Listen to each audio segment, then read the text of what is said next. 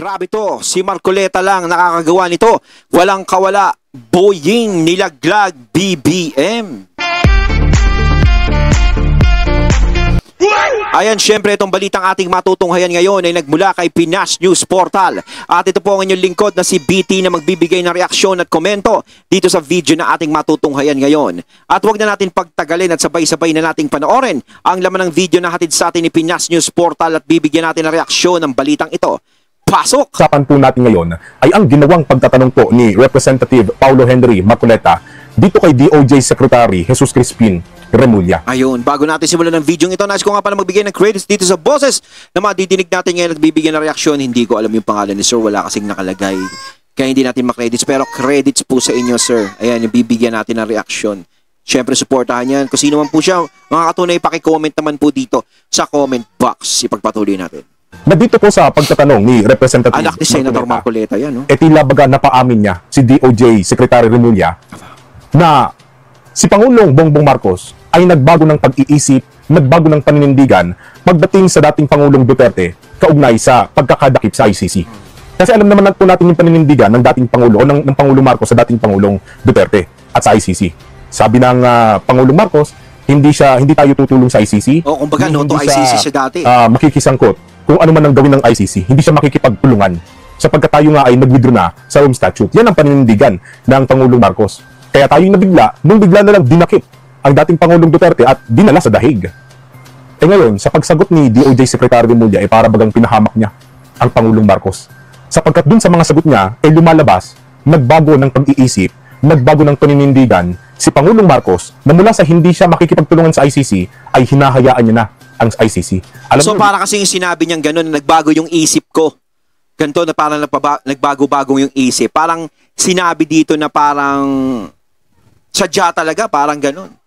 Talagang dahil sa personal, no? Dahil sa personal na ano, no? Personal na ganyan, di ba? Hindi na, paano ba yun? Paano ko sasabihin? Basta sa personal niya, kaya nagkaganon. No? Parang ano rin, may butas din yun kaysa sinabi ni Boying. Parang personal yun. Kumbaga, biglang nagpalit. Dati kasi pinaninindigan na ano bawal ang ICC dito, tsaka pabor na pabor si PBBM dati na hindi okay lang yan na hindi na tayo ano sa ICC, tapos biglang nagbago. Diba? Tapos biglang ganito yung sinabi ni Boying. No, hindi, nagbago yung isip parang ayun nga, parang nandito yung parang nilaglag. Parang syempre, si Boying yung parang nag-ano ng butas para masilipan, diba? Yung mga pangyayaring nangyari ng mga nakakaraan kay PRRD. Dito natin makikita mga kabayan sa video na ating papanoorin na itong si Representative Paulo Marcoleta ay nagmana ng kahusayan dito sa kanyang ama na si Senator Rodante Marcoleta. Kasi yung way ng pagtatanong ng mga Marcoleta, akala mo tinatanong ka lang yan ng simpleng tanong lang, makakuha lang ng sagot. Ang hindi mo alam, meron na palang gustong palabasin yung mga yan mula sa bibig mo. No, meron na gustong ipaamin sa iyo nang hindi mo na mamalayan. At yan ang pag-uusapan natin ngayon at bibigyan natin ng komentaryo. Magkano po ang nagugol sa pagdakip at pagpapadala sa ating dating Pangulo mula dito sa Pilipinas papuntang Dahig? Yan, unang tanong. Magkano ginugol? Hindi ko kayang sagutin yan. Unang-una, sa nangyari yan, ang aking pong contact dito ay through telephone. Ako po ay nasa Vienna nung panahon na yon. At pinupunta, ang aming pong pakay noon ay pumunta sa United Nations Office of Drugs and Crime. Ay nasa Vienna po ako nung panahon na yon. Kaya hindi ko nakita yung dami ng pulis. Hindi ko nasundan, subaybayan yung mga resources po na ginamit upang madala po yung dating Pangulo sa Dahig. Pero ngunit, masasabi ko, wala akong nasaktan, wala akong nabawian ng buhay, pampalubag-loob. At maayos po siyang nakarating sa Hague na wala akong incident. Takin mo, no? Napakabait naman natin. Napakabait naman nila. Napakabait ng Pilipino. It's so very, very hospitality. Na tayo pa talaga, na kayo pa talaga ang siyang nagdala kay PRRD, no? Naghatid sa Dahig, sa ICC. No, kung yung ICC may gustong ikaso kay PRRD, sila ang pupunta dito at sila ang gagastos ng kung ano-ano man, pati nga dapat yung service na gagamitin kay PRRD, hindi dapat sa atin manggagaling yun. Diba? Sila yung may kailangan dito, bakit tayo yung magbibigay? Parang ang pangit naman tignan, parang Napakabait naman natin, napaka-uto naman natin masyado. Lahat na lang ng hingi ng taga-ibang bansa, ips bigay tayo. Ganon. Ay, gusto na. We want to arrest PRRD. So, you may grab him here. Parang ganun, parang mali tayong grab. O, diba? Parang tayo pa bang Pilipino yung dapat magdala sa kanya doon? Kayo pa bang Pilipino? Hindi ba yung sila yung kukuha dito? Eh di kung ganyan lang sana yung naging proseso nyo, sana dito na lang nilitis kung Pilipino sa Pilipino lang din.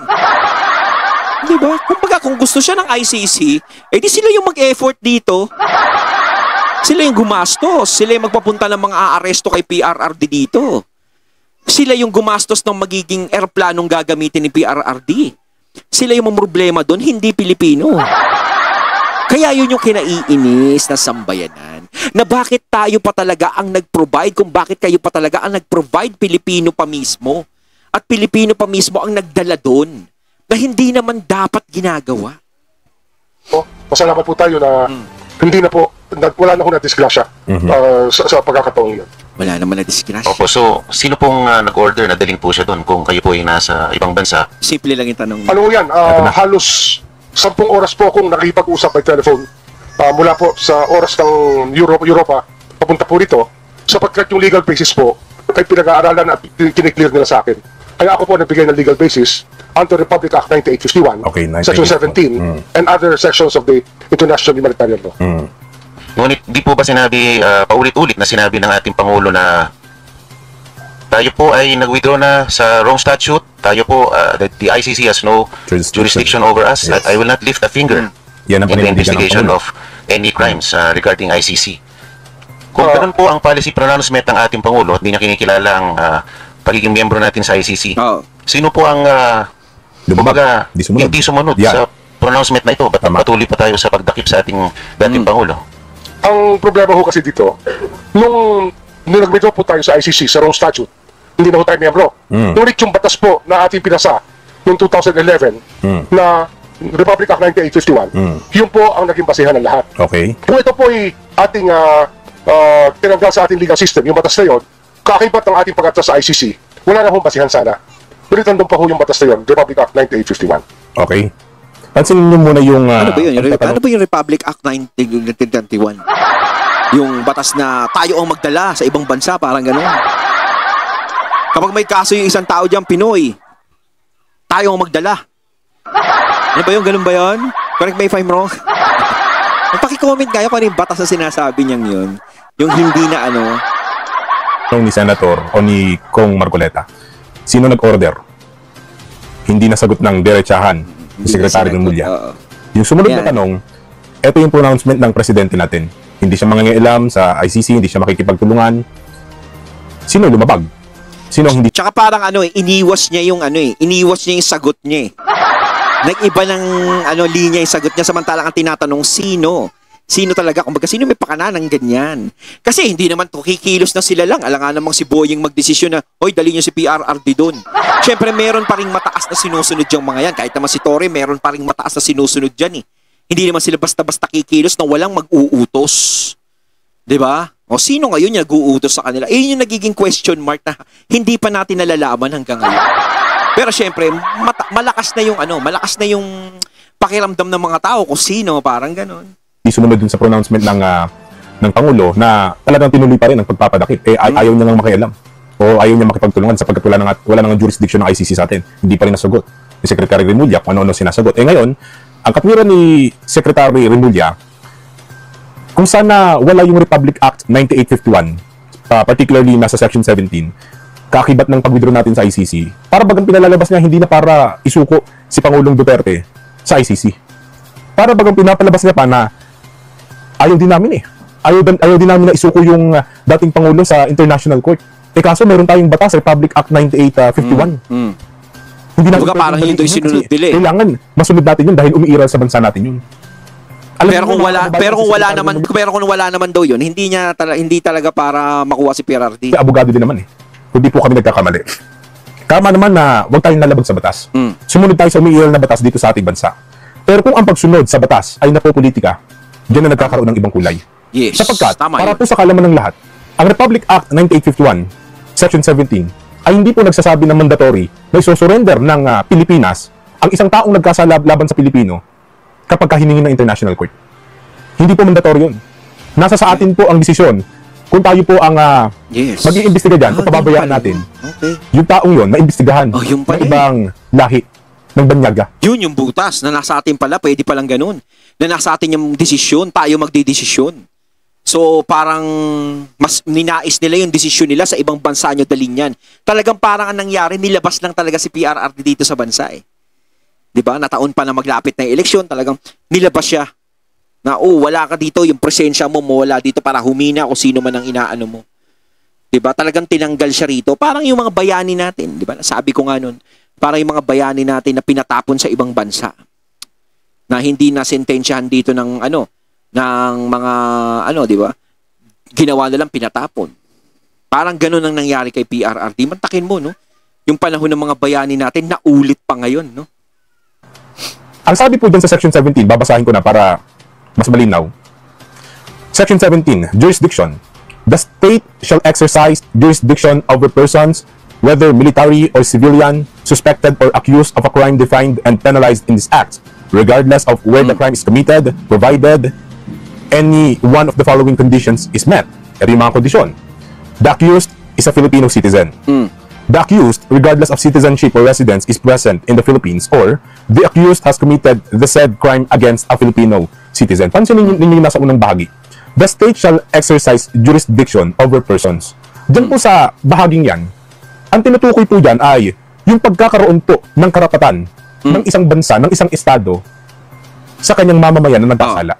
Sa makatuwid, yan po ang dahilan kung bakit tayo mismo ang pangunahing dapat na mag-imbestiga sa mga taong nagkasala, lalo't mamamayan ng ating bansa. Yes, tama. Kaya, dun sa parteng si Pangulong Duterte, ang dating Pangulo ay nagkasala, pwede tayong tumanggi na maimbestigahan ng International Court yan at sabihin ng ating bansa, teka, kami na muna, nasa jurisdiction namin ito.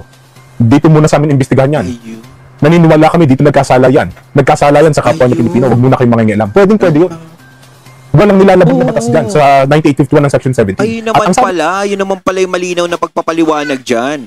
Na nasa dito pa rin sa Pilipino ang desisyon, nasa sa kanila pa rin. 'Di ba? At saka si PRRD naman, 'di ba? Nagsalita naman siya na handa niyang harapin ang mga kasong ikakaso sa kanya. Basta dito sa Pilipinas, wala nga siyang planong tumakbo. Kung sa iba nga yun, malamang nagtago na eh. Pero si PRRD hindi nagtago. Mantakin nyo, galing siya sa Hong Kong ba yun, yung kampanya. Talagang may mga nagsabi na sa kanya na, PRRD, parang delikado pag umuwi ka, ganito. Pero hindi. Pilit pa rin siyang umuwi. Pilit siyang umuwi, hinarap niya talaga yung mga dapat harapin. Kaya nga sinasabi ko, kung sa iba-iba mangyayari yan, malamang hindi na bumalik kung saan-saang bansa na nagtago. Handa harapin ni PRRD. Sabi pa dito, tuloy natin. In the interest of justice, the relevant Philippine authorities may dispense with the investigation or prosecution of a crime punishable under this Act if another court or international tribunal is already conducting the investigation or undertaking the prosecution of such crime. Ang sinasabi naman dyan, yung otoridad dito sa Pilipinas, pwede na pong iitsapwera, pwede nang hindi na ipursu yung pag-iimbestiga o yung pag-prosecute sa isang tao, sa isang Pilipino na nagkasala dito sa ating bansa, na dito na siya mapapanagot o imbestigahan. Pwede na niyang iitsapwera yun. At kung ang mangyayari yun, kung ang International Court gusto niyang imbestigahan yun, yung taong yun. Halimbawa, nag-request nga ang International Court, pwede kami na mag-iimbestiga dyan. Pumayag tayo. O sige, kayo na mag-imbestiga. Sa makatuwid, hindi na para imbestigahan dito yan. At saka sinabi naman ng ICC, hindi naman sila yung hindi naman nila hinihingi si PRRD. Kusa lang talagang ibinigay sa kanila pa nga daw tumawag eh. Di ba may napalitang ganun? Sila pa talaga yung hinanga ng tulong, yung ICC. Baga parang wala nang pakialam yung ICC, ayaw nyo bigay sa amin yan si Duterte, hindi dyan sa inyo. Hindi na talaga sila nangingialam. Parang tayo na lang talaga yung nagkusa. Ay hindi, huwag nyo kami damay, hindi pala kami. Kayo lang talaga yung nagkusa. Iitsapwera na yung investigasyon na ginagawa dito sa Pilipinas sapagkat meron na ng ibang korte, specifically International Court, yung nag-iimbestiga sa taong yun. Pero kasi, hindi po siya mandatory.